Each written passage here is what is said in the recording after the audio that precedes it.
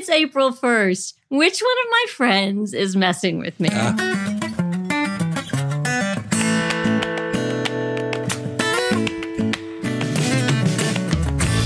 Welcome to another episode of Chewing the Fat. I am your host, Big Rob. Thank you so much for tuning in. Season 4 underway. Thank you so much for the folks that have followed me. Chewing the Fat BR on Instagram. Also the folks that have bought me a coffee at chewingthefatbr.com. Thank you so much for putting a few dollars in to help support this podcast. I really do appreciate it. Of course, it would be nothing without my guests. I'm so excited to have my guest sitting across from me in the studio now. She's no stranger to any studios. Please welcome Nicole Swanson. Nicole. Hello, Rob. How are you? I'm well. Thank you so much. Yeah, thank you so much for coming in. I know we talked about this like months and months ago, but to finally have a chance to have you in studio and talk to you about all the cool stuff that you've got going on. Not to make folks jealous, but Nicole and I spent the weekend together last weekend, and it was amazing. Fabulous time. We actually had a chance to go to VO Atlanta, which is a voice actor conference, to learn and network and grow. It was so amazing. And I wouldn't have been there if it hadn't been for you and your swift kick to my rear about, come on, let's go. So thank you so much for that. I'm so glad you went. It was so good to see you there and enjoying it. And it's always nice to bring along friends. Yeah, it was good. It was good. So Nicole, she is a voice actor, a audiobook narrator, lots of projects under her belt. Nicole, are you from the Augusta area? I am. I grew up here in Augusta. Okay, but you've done some moving around, right? A little bit.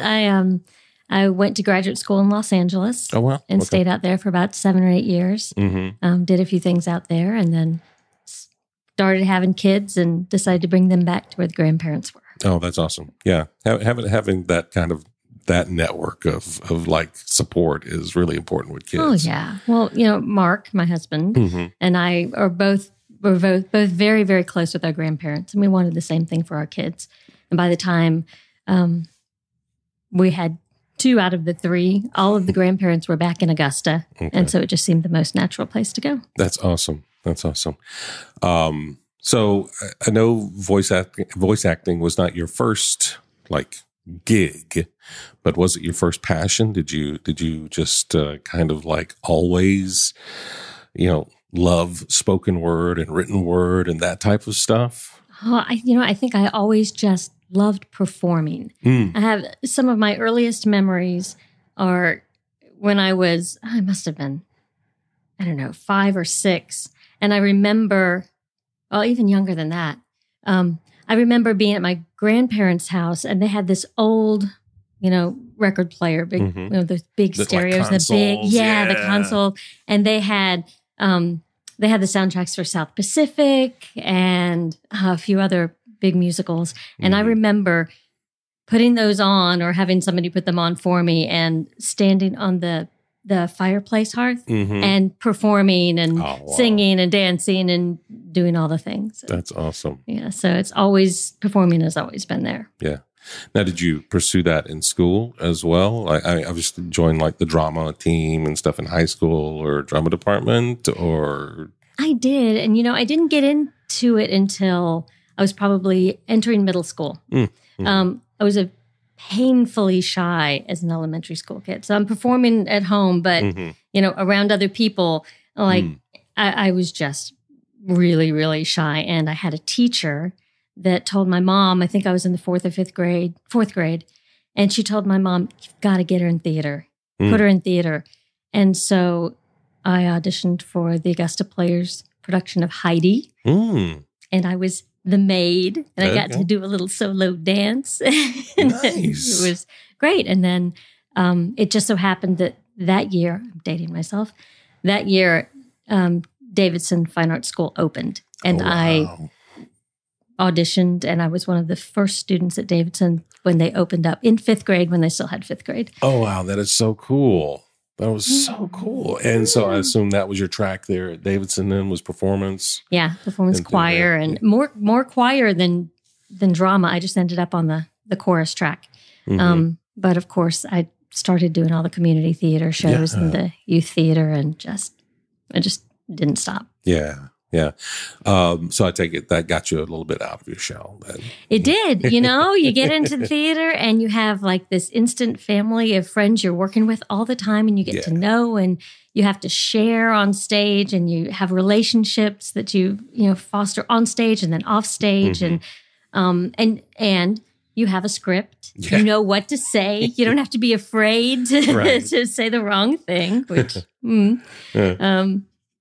so it's a very supportive way to, I don't know, encourage positive interactions with others. Come out of your shell a little bit, exactly, I always thought of it because I very much felt the same way finding the drama department at Richmond when I was in high school. That was my tribe. That was I finally found the people that I could be comfortable with, and part of that was being able to perform on stage because you weren't right. There's a protective layer. Yeah. You were the character. You were able to embody that, and so that character wouldn't have been shy. So I don't have to be shy because I'm that character.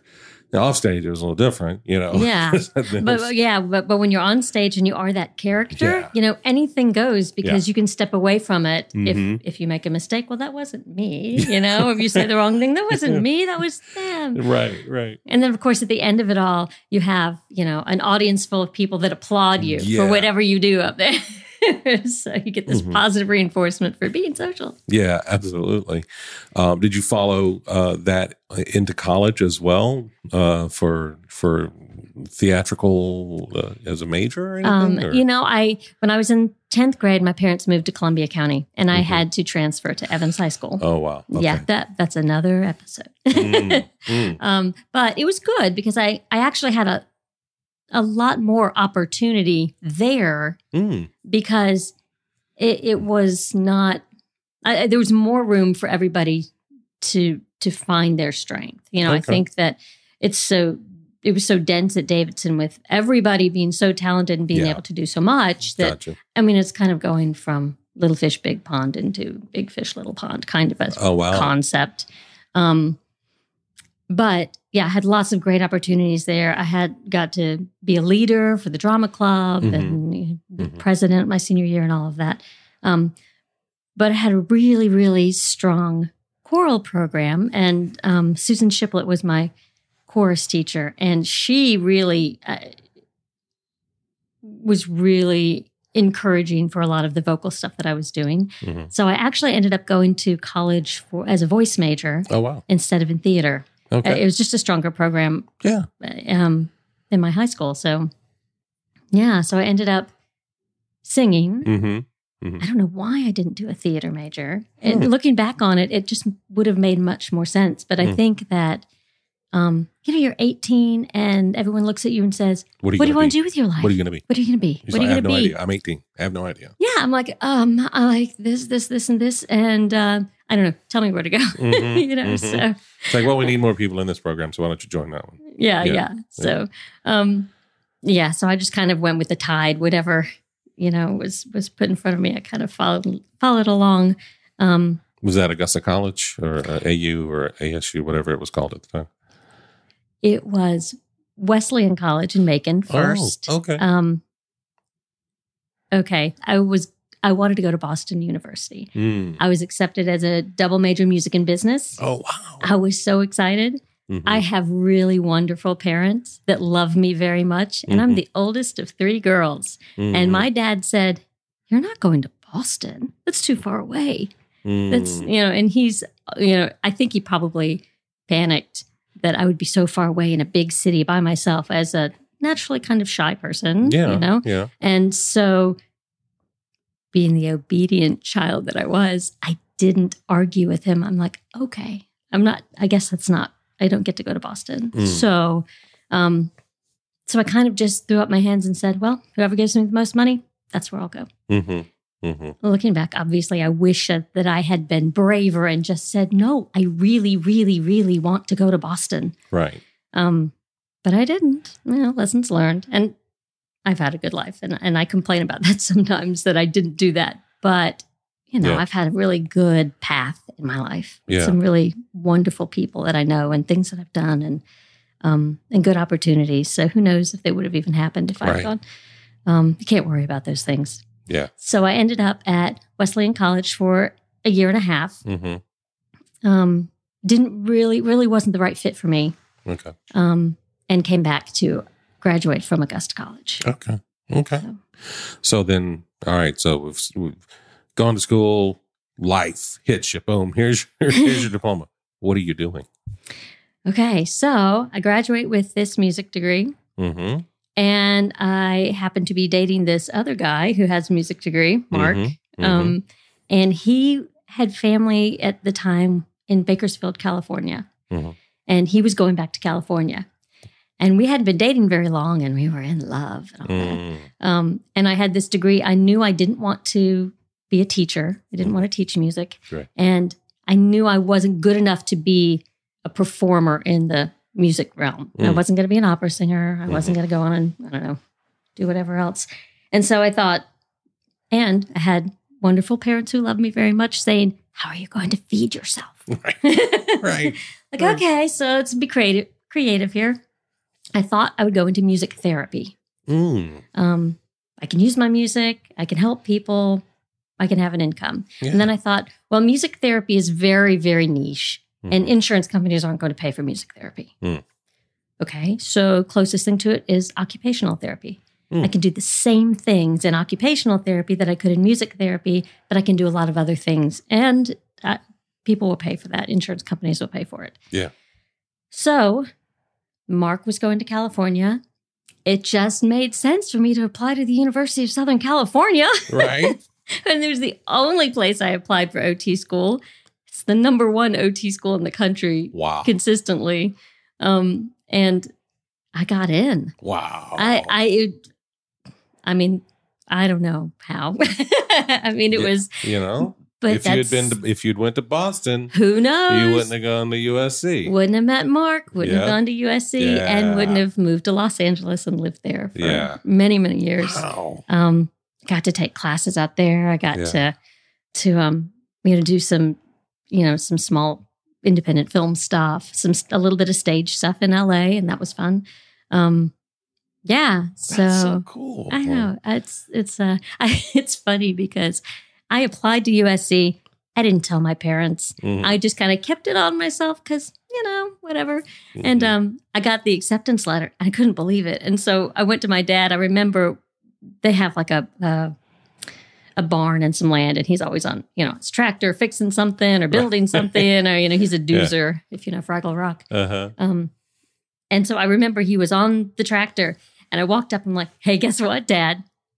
I'm going to USC. He goes, no, you're not. I'm like, yep, bye. Wow. And of course, they were very supportive, but, a Did little he think afraid. It was University of South Carolina at first, though? I mean, no, I'm like, I'm going to Los Angeles. And it's funny, he actually was born in Glendale. Oh, wow. And then he moved to Seattle when he was a teenager. But he went to school with Annette Funicello and knew the Van Dykes. Like his parents were friends with the Van Dykes. Wow. He never met Dick, but Jerry, I think he met. Anyway, but it's funny because years later, after we'd been there for a while, and Mark and I got married, and Lily, our oldest, was actually almost born in the same hospital my dad was born in. Oh, wow. It just so happened I changed jobs during my pregnancy, just after I found out I was pregnant. And of course, my health insurance switched me to another hospital. But wow. It's really funny how that worked out. That's so cool, though. And what a great, synergistic connection, from your past and your family, to be able to bring forward into your life, even though you may not have, totally been aware of everything. And like I said, one small decision might have changed the path of all of that. It's funny how all how things come together like that in life, I think. Yeah. Just, if you're paying attention. So you're doing occupational therapy stuff. You've gone to USC. You've done some things there. Pregnant, kids, coming back home, getting the grandparents involved, a little help there. Where does where does your voice career now start? Where does that happen? Because I know we've done some films together. We've done some stage performances together and things like that. But where did the voice acting part come into it for you? Well, it's kind of one of those things when you're so active in the theater community and, the film community locally, and people know what you can do, that you act, things pop up here and there. Would you do this commercial? Would you do this little radio spot for me? I need somebody. Yeah, sure, I'll do it. But, I'm not thinking twice about it. I'm like, yeah, that looks like fun. We'll do it. Yeah. The first one that I really started paying attention to was after I had done Beauty Queen of Lebanon, the Martin McDonough play at Chat Noir. I had an Irish accent that apparently went off pretty well. I love doing the accents. I love them. And had some really good feedback about this. And then a few months later, I got a call from Debbie Ballas at the Augusta Players, who said that the TV station had called her looking for someone who could do an Irish accent for a corporate narration thing they were doing, some kind of sponsor trip to Ireland. And they had this whole thing they needed it narrated with an Irish accent. And so she called me and connected me with them. And I went into the studio and did the narration. And I thought, oh, and then they offered to pay me. I'm like, oh. Wait a minute. Wait. I get paid for this? Hold up. You mean I could have charged these other people? Yeah. Wait a minute. So then, some years went by and I just did these things every now and again. And then in 2019, it'll be 5 years on April 1st. Oh, wow. I get this random email from somebody I've never met before, never even heard of, Craig Hart. And the email says, hi, I have a web show and I'm wondering if you will be on my web show, on my YouTube web show. I'm like, what? Why does this guy want to interview me? Who is this? Oh, it's April 1st. Which one of my friends is messing with me? Gotcha. And I almost didn't answer it. And then I thought, you know what? Well, let's just see where this goes. See how far it plays out. Yeah, we'll just play along and see what happens. So I emailed him back. We started talking. Turns out the Games and Writers show was a real thing. We did the interview and it was great. We got along, had a really fun time. And then 3 months later, Craig calls me up and he says, hey, listen, I know you've done some voiceover stuff before. I'm narrating an audiobook and the author wants the female point of view chapters to be narrated by a woman. Would you do it with me? And I said, well, yeah, sure, of course.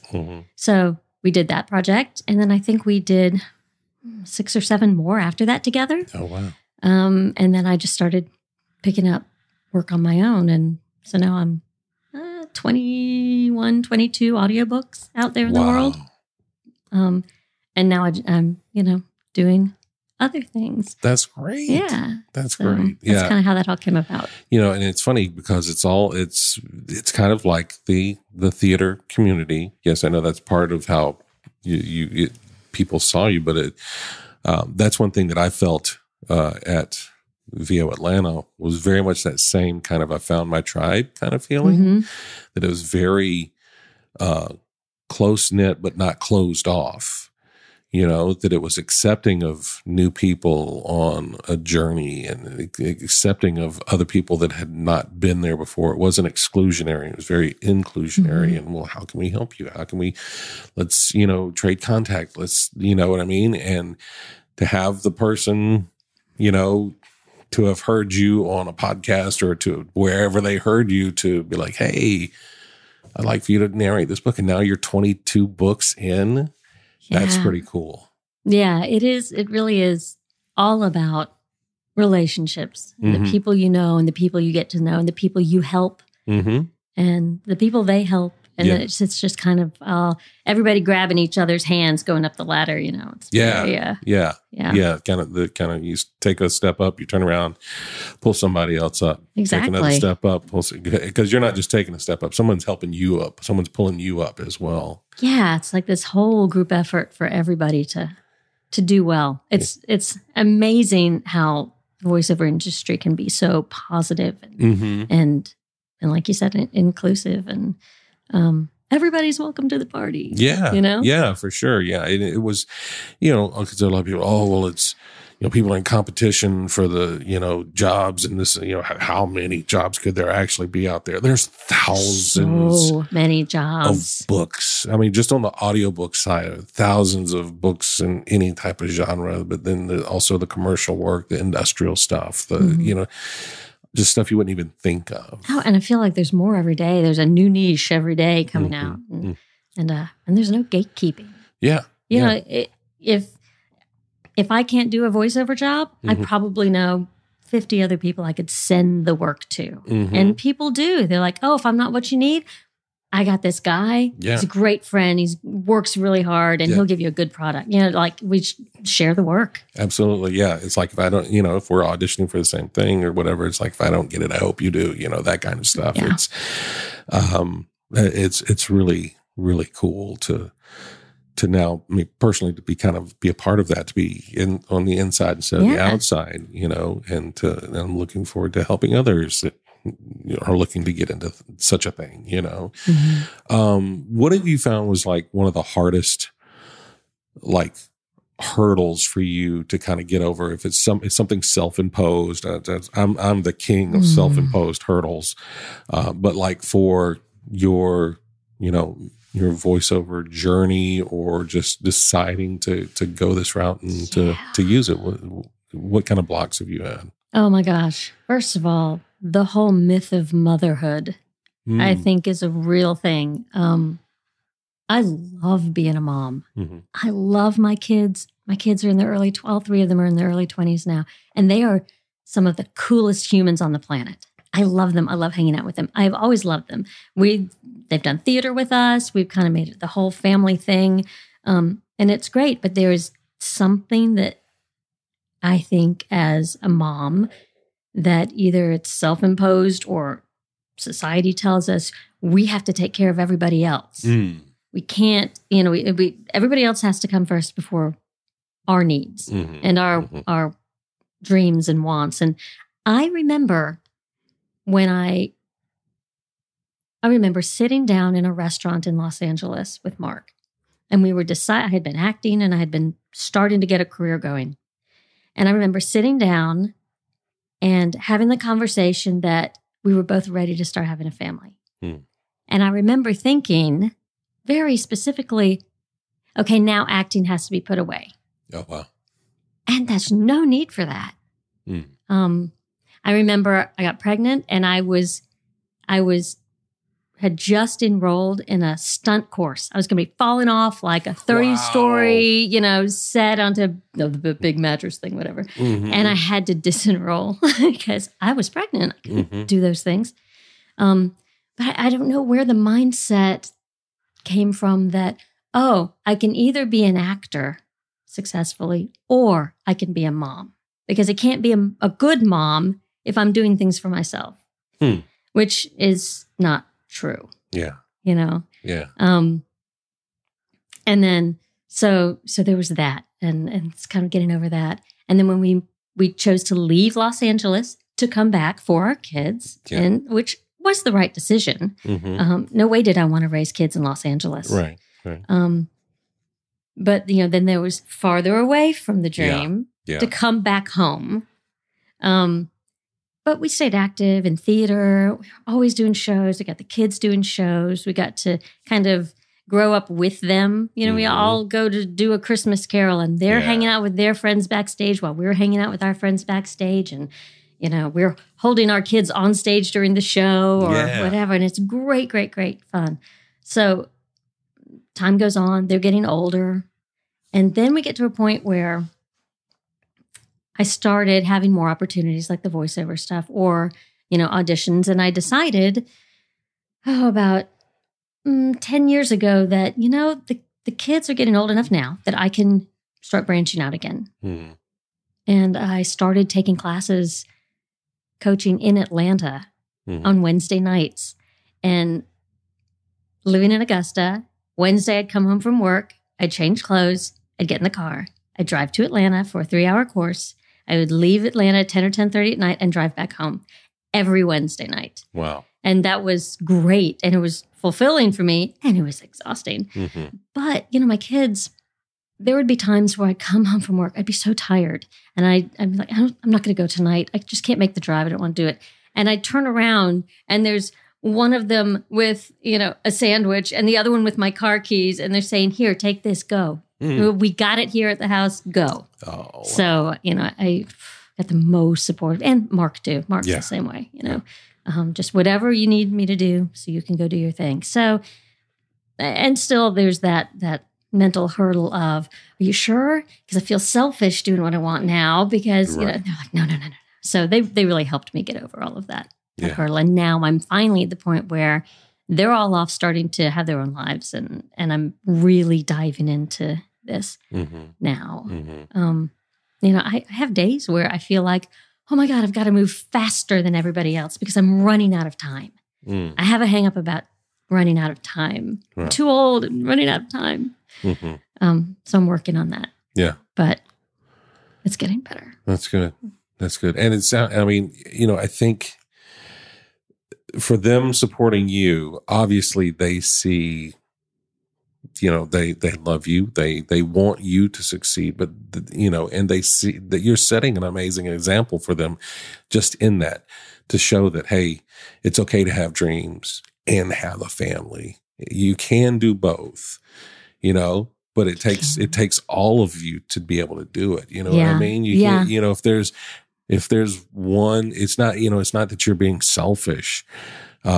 You're being an example. You're like, hey, I'm passionate about this things. I want you guys to follow your passions, so go do that stuff. But I need to follow some of my passions too. And there's room for us all to do that, if we support each other. That's the thing is just, like you said, supporting each other and just being there to help each other out.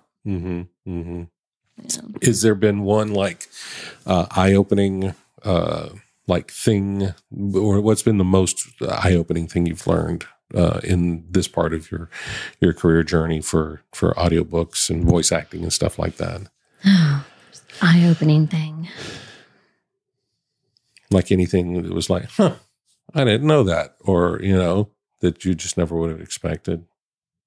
I guess just how supportive and helpful everybody is.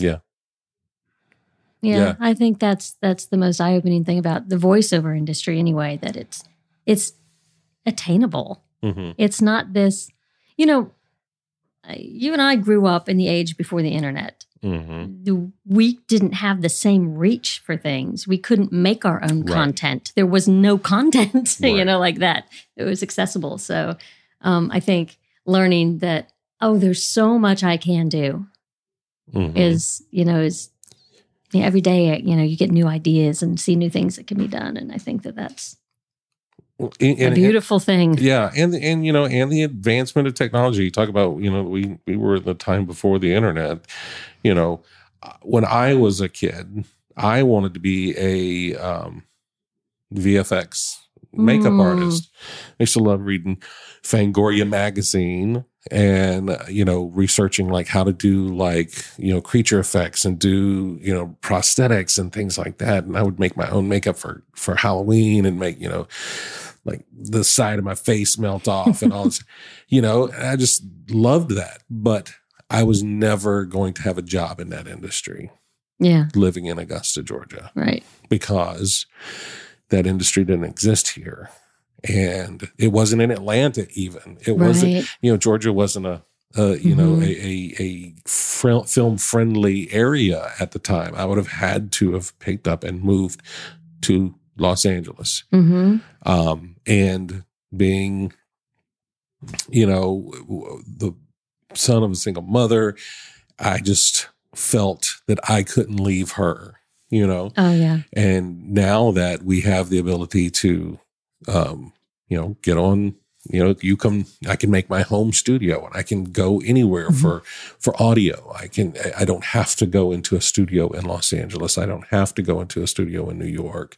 Right. I mean, it'd be great to be able to, to travel and do that, and, those are possibilities, but to be able to do a lot of work from home, from here, and have it be heard everywhere, have that access to be able to narrate books right from here, and to have these relationships with other voice actors and things right from here, because we have access to these tools and communication, that is right at our fingertips.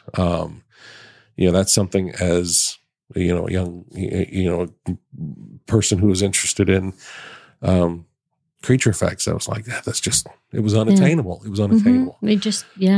Whereas now, if there's somebody here, in this area or in a small town or whatever, it's not that unattainable. You can watch YouTube videos on how to get better. You can enter contests to show your work. You can create your own channel. You can order supplies off Amazon, for heaven's sake. I mean, absolutely. You can do all of those things to showcase your passion, no matter what it is, and share it with the world. And you never know who's going to find it. Right. That's one of the things I remember from the conference. Be findable. Yeah.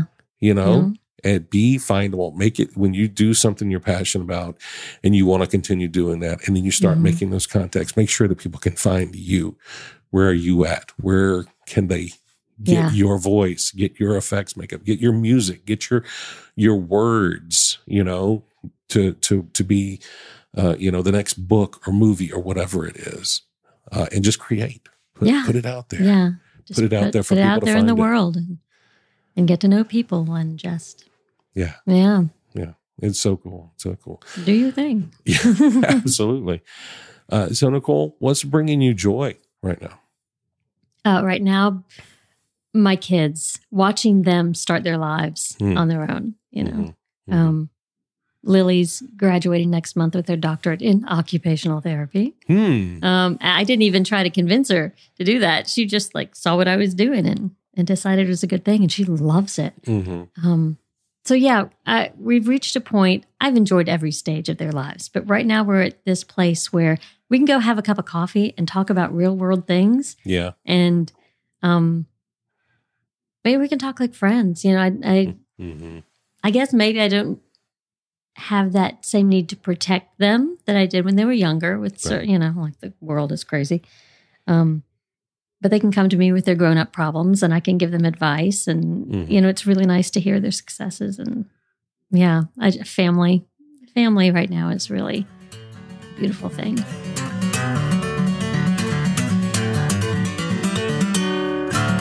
All right, Nicole, this is the second segment of the show. We're going to dive a little bit deeper into your mental health journey. I'm a big believer that we all kind of go through the same things, whether we realize it or not. And the more we can talk about it, the more we can normalize these conversations, the lighter that load seems. So for you, how do you keep the darkness at bay? Well, I feel like I keep saying this, but it does go back to family and support systems and helping other people and just kind of connecting with other people. I think that's a big part of what helps me. I have my big thing is anxiety. I have just anxiety. It's so much better. And it changes throughout your life. Yeah. We all go through different seasons, right? So when I was in college and I was driving to Macon and there were no cell phones and it was rural Georgia and I was alone driving, I started to have panic attacks. Oh, wow. I was afraid I would be stuck on the side of the road and someone was going to come along and, I don't know, kidnap me or murder me or something. Something horrible was going to happen. And I'd actually had an incident when I was 7 or 8 in our neighborhood, in the 70s when all the creeps were out, right? And but there was a man in a car that was kind of harassing me a little. I was riding my bike to my friend's house and she didn't know I was coming. And he was on her street and her house was close by. But he was trying to convince me to get in his car. And, I dead stopped and heck no, Right. And I remember consciously thinking, she doesn't know I'm coming. If I go to her house and she's not there, he can pull into her driveway. And I just remember turning around, riding my bike back up the hill and hiding in some stranger's garage because I was so scared. But that event just set off this cycle of anxiety of being vulnerable or alone, and driving 3 hours to college by myself as an 18-year-old, not able to connect with anybody, call my parents because we didn't have cell phones. Right. I think at some point my dad had a bag phone I borrowed on one trip, with those big, huge things. Yeah. But yeah, so that's where the anxiety started. And it got better as I got older. In California, it kind of reared its ugly head a little because there's a new place, a little vulnerable. And then it got better. I think you just find different ways in life to manage it. For me, driving from Bakersfield to Los Angeles through the mountains, if I got a chocolate milkshake, I wouldn't hyperventilate because I would feel tension while I was driving and start hyperventilating it without realizing it. And that would kind of kick off a panic attack. Wow. So mine were all specific to driving. So I'd get a chocolate milkshake and it would just keep me sucking on the milkshake. And then I would not be breathing funny or anything. And then I start to relax. And then eventually I would break that cycle of having the panic attacks while I was driving. Yeah. I was very lucky when I first started having them in college in Augusta. My parents had a friend who was a doctor who immediately knew what it was. Because I think a lot of people have these panic attacks. They think they're having a heart attack. They think they're dying. They don't know what's happening. And it's so scary. And nobody can tell them what it is. And then they have these tests and those tests. And this guy was great. He's like, you're having a panic attack. And we're going to give you a teeny tiny bit of Xanax twice a day for 3 months and a blood pressure pill so that you don't freak out and it stops the cycle. Wow. And it did. Yeah. 3 months. And then I was much, much better. And then I could cognitively work my way through it. Right. So then it went away for a long time. And then I have periods where if something's going on, I start feeling it again and I find other ways to deal with it. It manifests now in that I'm trying to do so many things at one time. I'm trying to run a voiceover business. I'm trying to, I'm still doing some occupational therapy stuff. Yeah. Trying to manage that, trying to get rid of that and make this bigger. And then I want to do everything all at one time and I start to get overwhelmed. And so when I start to feel those feelings now, I know that it's just a message from my body that you either need to take a break. Yeah. Or something's not right in your life and you need to figure out what it is and change it. So either this job is not the job for you right now and maybe you need to start looking at something else. Yeah. You don't have to stick with it if it's making you miserable. Right. Change is okay. It's scary, but can be very good. Yeah. I think a lot of times, just speaking to that occupation part of it, is that we get just enamored of the golden handcuffs is what I like to call it because, well, it pays really good. And I've been there for this long and if I go somewhere else, I have to start out at the bottom again, or I have to, or they may not pay as much. You're not successful if you don't stay the course. Right. It's like you just need the one job and be there for the 40 years and that's it. If you don't do that, you're not doing it right, So I think a lot of times we get just lulled into this complacency, like I said, by the golden handcuff, because it's just easier. Yeah. And you just get stuck and you're not necessarily living up to your passion or your potential, really. And I personally have definitely dealt with that. I got let go from a job I was at for 10 years at the beginning of this year, and have been dealing with that because you also feel, it wasn't my choice to leave. It's different when you choose to leave as opposed to someone else choosing for you, and feeling like a failure because I got let go, whether it was for restructuring or, some BS reason or whatever. It's like, well, you failed. You failed, and now you're just going to be a failure, and that's all anybody will see. But it's not. It's not. You have to look at it like, okay, all right, this is an opportunity. Maybe that's the universe saying, hey, you were not going to leave. Sometimes the universe needs to give you a kick in the pants to get you back on the track, right? Or Exactly. And that was the whole reason why I started looking back into the stuff I love to do. This, I was in radio for so long and got let go again, thinking I was a failure. And it's like,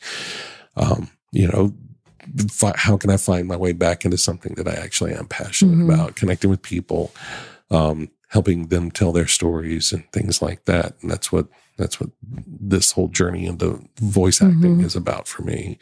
But having people like you that are there as a support system. I personally think it's amazing. Tyler Smith, who I met, and the other amazing folks that we met at the VO panel.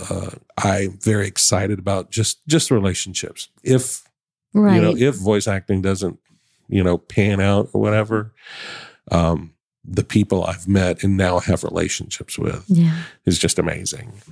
I feel like so much of these anxieties and feelings about careers and doing this job or staying the course or any of that, I feel like so much of it goes back to this whole societal idea of what do you want to be when you grow up, instead of what things do you want to experience in your life? Yeah. If you think along the lines of, what do I want to be? What is it, the thing I want to do? Whether it be, a banker or a voice actor or a doctor, that it's so limiting in your mind that you have to be on this one course to be successful, and you have to end your life as a thing, one particular role. Right. When there are so many different opportunities in the world to experience all these different things. Yeah. Like, yes, I want to be a professional voice actor and I want that to be my career. But I also want to be a mom and experience the mother thing. And I also enjoy some occupational therapy, and I want to be an explorer and see this part of the world. And it doesn't have to be, I think that when we focus on the one thing we want to be, or ask kids, what do you want to be? Or what do you want to major in? Or what job do you want? I think it really, of course, it gives us a little bit of direction where to go, but I feel like it closes off our ability to see all of the opportunities around us for the way we can experience the world in our life. Yeah. Does that make sense? Yeah, absolutely. If you were to ask a child, instead of what do you want to be when you grow up, it's like, well, what makes you happy? Yes. What are you passionate about? What do you want to try? Yeah. Where do you want to go? What do you want to see? What do you want to experience? Yeah. Because that puts you in a different mindset, and I'm going to be this thing, this one thing. People are multifaceted. You have people who are, occupational therapists that also are amazing narrators of audiobooks and great moms as well. You have people, you can be more than one thing, where, you can add, and even later in life, you can add another facet to the diamond that you are. Thank God. Yeah. It's not, you don't have to decide your entire life. It's true. All at once, at 13 years old or whatever. Well, people are living so much longer now and living healthier lives so much later. I have a friend who is almost 90, and she's amazing, and she is like physically active and on boards of things and volunteers for this. Our lifespan is just getting longer and longer, and we're healthier and healthier. And to think that we, with all of the opportunities at our fingertips now, how could we even think that 1, 2, or even 3 careers or adventures are all we have? Yeah. There's just so many things. There's not enough time to do all the things, but we have so much time to try many of them.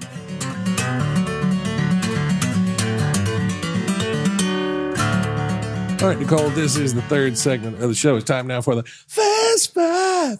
The Fast Five. It's time now for the Fast Five. Fast Five. So I'm still working on a theme song. Oh my It's God. like I've kind of fallen into that one, but it's easy to Works remember. for me. It's entertaining. The Fast Five is powered by Poddex. It's an app created for podcasters, but they're great icebreaker questions. If you go to chewingthefatbr.com/Poddex, it will take you right to where you can find the Poddex app on the platform of your choice. No wrong answers. First thing that comes to the top of your mind. You ready to go? I'm terrified. Let's do it. All right, here we go. Question number 1. Okay. Do you like movie musicals? Yeah, they're all right. Okay. Okay. Which one is your favorite one? Movie musicals, La La Land, Oh. because I can completely relate with that whole storyline. Oh, wow. Wow. That's great. Yeah. That's not, see, I'm thinking like all the classics, the South Pacifics and things like that. But no, La La Land was great. Yeah. It's the go to LA and either do it or go have the family, right? Wow. Yeah. So- Wow. That's a great one. That's a great one. All right. Question number 2. What's the last thing you've done that you were really proud of? Last thing I've done that I'm really proud of, making the decision to take a 3-month work assignment in Seattle, Washington for OT. And I'm going with my dog, and I'm just going to see another part of the country by myself for a little while. Oh, wow. And I'm proud of myself for having the bravery to say, this is scary. Let's do it. Yeah. You know? Yeah. Gosh, you don't know what kind of growth you're going to get from that. I mean, you're going into a job, which is great, but yeah, all of the people you meet, the relationships you will forge, I'm sure, because even though you're very introverted, you're also very, very good person to know. And so that's amazing. That's amazing. I'm excited. I'm really excited about it. That's really cool. When are you going? I am leaving in May. Okay. That's awesome. I'm definitely going to have to find out how that's going. We may do like a follow-up later. Absolutely. See how Seattle was. That's amazing. All right. Question number 3. Which do you think is prettier, a sunrise or a sunset? Sunset, because I rarely get to see a sunrise. Same. I always say that I feel like I appreciate the sunrise more because there are fewer of those that I've seen. Yeah. So I have to appreciate it when I do see them. But yeah, definitely think sunset too. That's good. All right. Question number 4. If you could learn any language fluently, what would it be? Mandarin. Ooh. Yeah? It's different. It's new and probably pretty useful. Okay. So. Yeah. No, that's really cool. That's really cool. I am currently doing like 5 languages on Duolingo, which is a little insane. Yeah. But I have French and German, Irish, Scotch Gaelic, and Latin. Wow. And so like I just rotate a day of which How do you keep them all straight?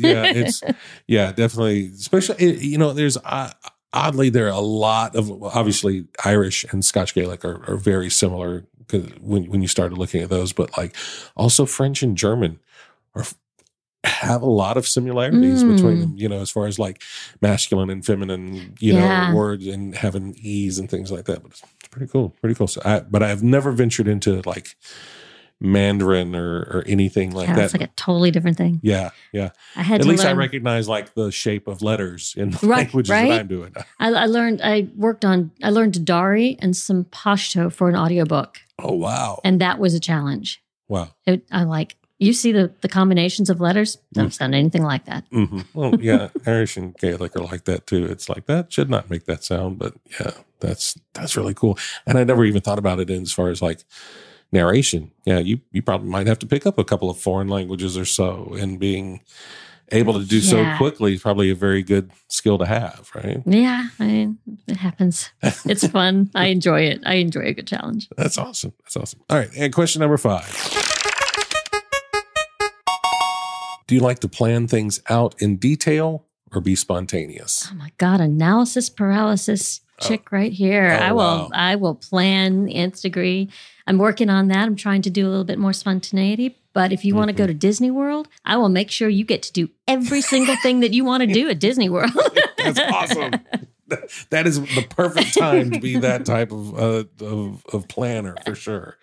That's awesome. That's awesome. Well, Nicole, that's our Fast Five, and that is the show. Thank you so much for being here. Thank you for having me, Rob. I've really enjoyed this. This was awesome. And if people want to keep up with you, what's the best way that they can do that?